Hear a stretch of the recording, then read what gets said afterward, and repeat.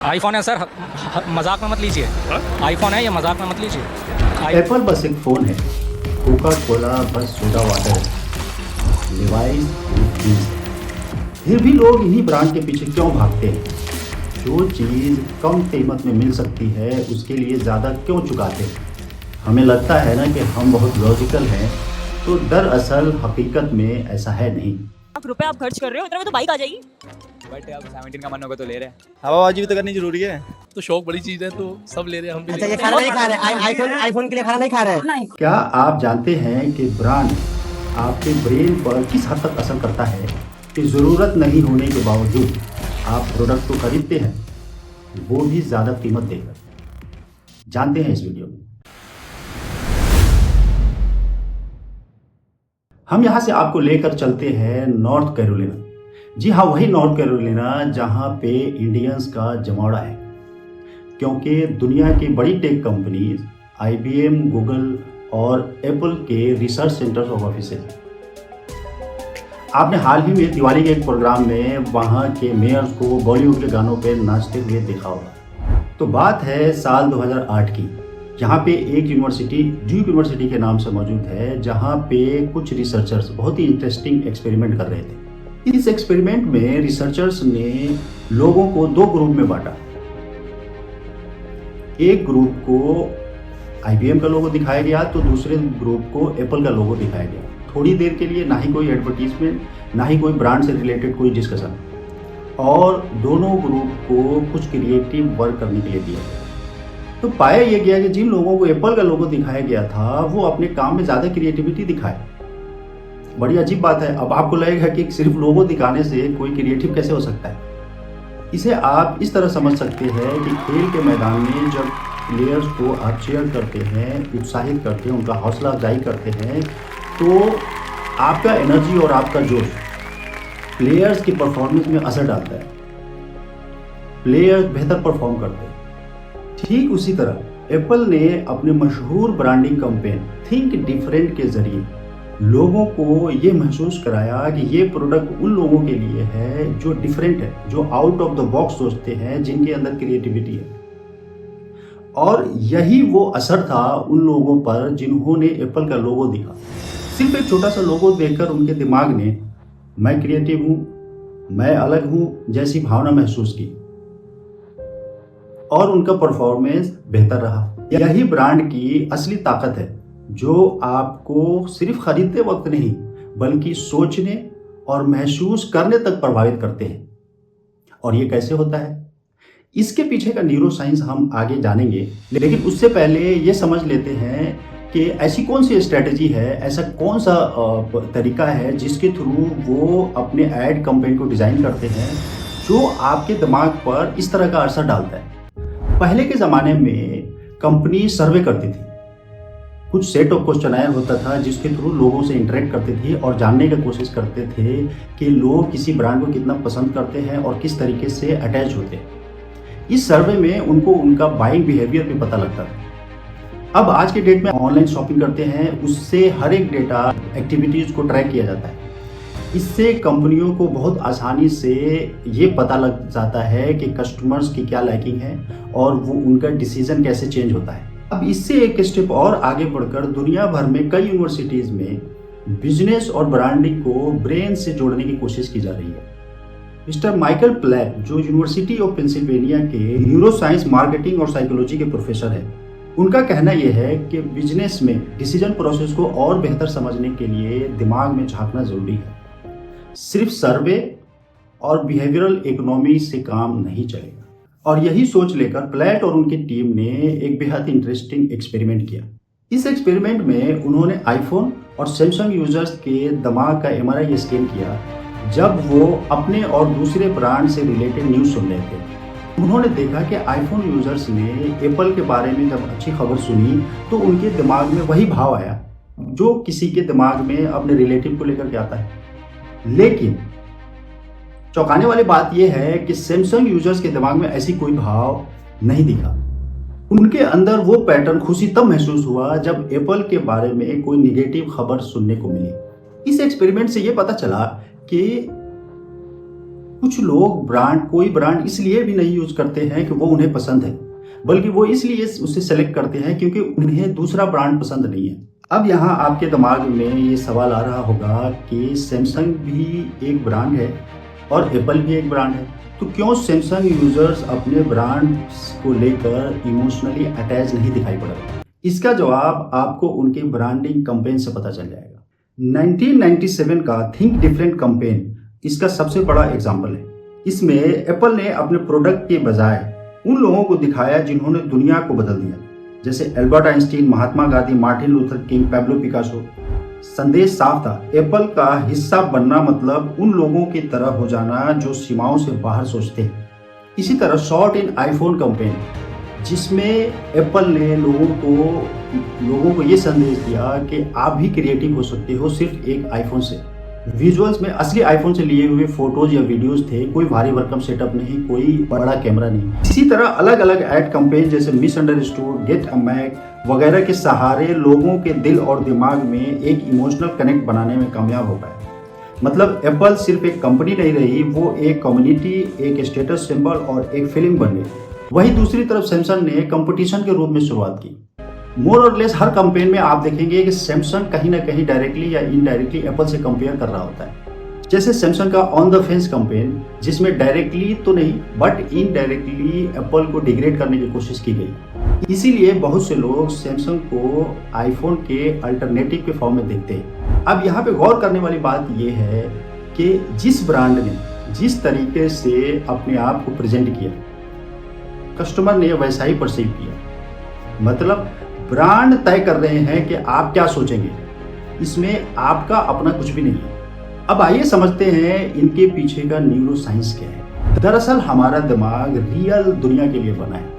हमारा दिमाग इस तरह से विकसित हुआ है कि हमारे इर्द गिर्द लोगों से आप इमोशनल रूप से कनेक्ट कर सके, उनके दर्द को महसूस कर सके, उनके इशारों को समझ सके। और इसकी शुरुआत होती है आपकी सेंसरी ऑर्गन से। जब भी आप किसी चीज को देखते हैं, सुनते हैं या छूते हैं तो उससे रिलेटेड आपके ब्रेन में बायोकेमिकल्स रिलीज होते हैं।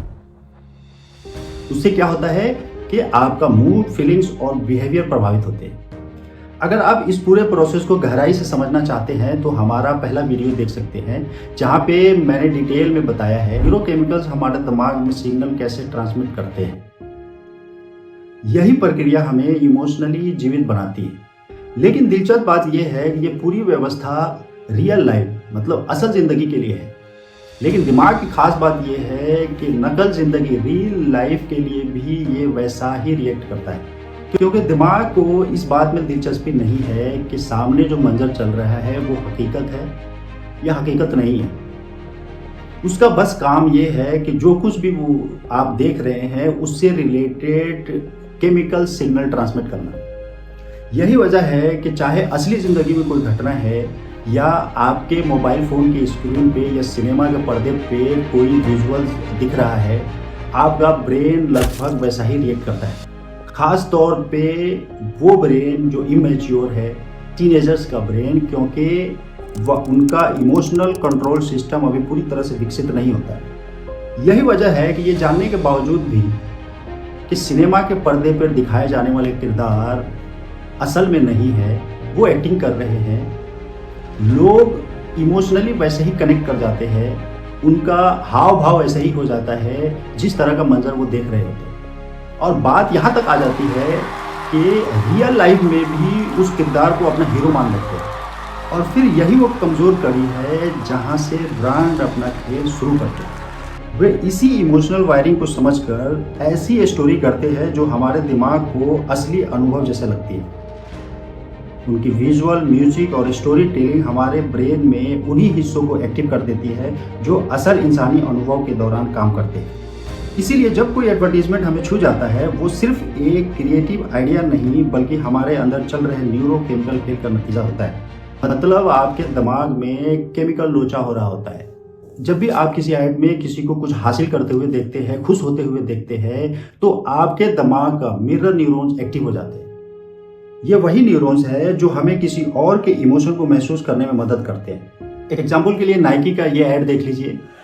यहाँ पे एथलीट्स को, प्लेयर्स को जब उनकी सीमाएं तोड़ते हुए आप देखते हैं तो उस जीत का थोड़ा हिस्सा खुद महसूस करने लग जाते हैं और सबकॉन्शियसली आप नाइकी को उस उत्साह के साथ जोड़ लेते हैं। आपने देखा होगा कि ज़्यादातर एड कैंपेन सपनों, सफलता और खुशी की चीज़ें दिखाते हैं। इससे आपके ब्रेन में रिवॉर्ड सर्किट एक्टिव होता है जो डोपामिन रिलीज करते हैं। ओपन हैप्पीनेस, कोक के साथ दोस्त फ्री, डर के आगे जीत है। माउंटेन ड्यू, डर के आगे जीत है। ये सॉफ्ट ड्रिंक के एड्स हैं जो ड्रिंक के बारे में बात नहीं कर रहे हैं, बल्कि आपको एक्साइटमेंट देने के लिए इस तरह की विजुअल दिखाते हैं जिससे उस रिवार्ड से इस ब्रांड को आप एसोसिएट महसूस करने लग जाते हैं। Every table has a story.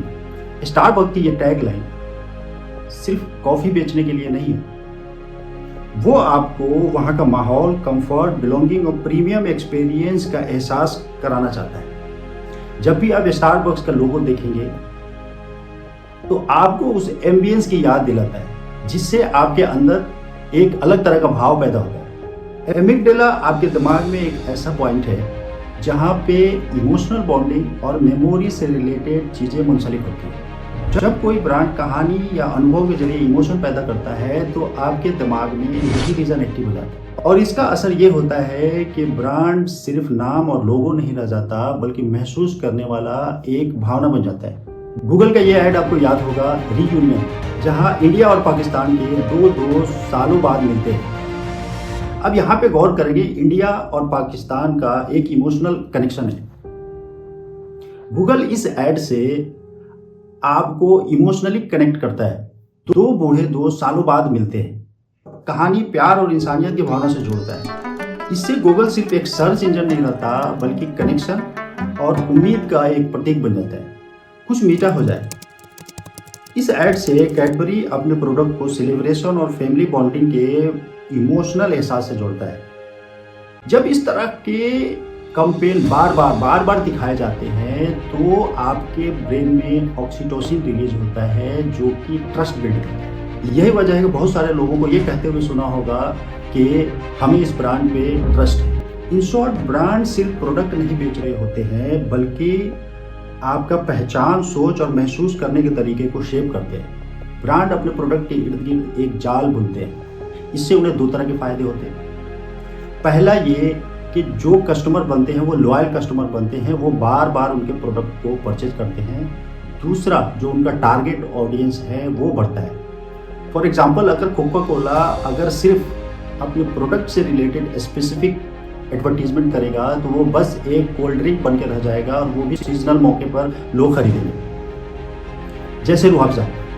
लेकिन कोका कोला अपने ऐड कैंपेन में हैप्पीनेस, फ्रेंडशिप की बातें करता है, कुछ अचीवमेंट की बातें करता है जो कि एक कॉमन नीड्स है। लोग उसे सिर्फ गर्मियों में नहीं बल्कि दूसरे सीजन में भी पीना पसंद करेंगे। और ये जो इर्द गिर्द जाल बुने जाते हैं, इसके पीछे कंपनियां पैसे भी लगाती हैं, खर्च करती हैं और वो खर्च आपको पे करना होता है। तो सवाल ये पैदा होता है कि क्या ब्रांड यूज नहीं करनी चाहिए? इसका जवाब हाँ या ना में नहीं दिया जा सकता है। ये पर्सन टू पर्सन वेरी करेगा। सबसे पहले हमें इस बात का नॉलेज होनी चाहिए कि ब्रांड हमें कैसे प्रभावित करते हैं। खरीदने से पहले ये जरूर सोचनी चाहिए कि क्या इस चीज को हमें जरूरत है या हम सिर्फ उसके इमेज और नाम से प्रभावित होकर हम परचेज कर रहे हैं। अगर आप ब्रांड, नाम और इमेज से प्रभावित होकर परचेज करते हैं तो यकीनन आप उस जाल में फंस चुके हैं। जैसा कि हमने बताया कि आपका ब्रेन सही या नकल में डिफरेंशिएट नहीं कर पाता है, जिसको कंपनी अपनी ब्रांडिंग में यूज करती है और आप उसके उपभोक्ता बनते हैं। इसको आप अपने डेवलपमेंट के लिए भी यूज कर सकते हैं। आप जो सोचेंगे आपका ब्रेन वैसा ही रिएक्ट करेगा। आप जिस माहौल में उठते बैठते हैं उसका असर वैसा ही पड़ता है। अपने पैसे को ज़रूरत के मुताबिक खर्च करना और अपने सेल्फ डेवलपमेंट में इस्तेमाल करना ही अक्लमंदी है। आज के लिए बस इतना ही। मिलते हैं फिर किसी और इंटरेस्टिंग टॉपिक के साथ।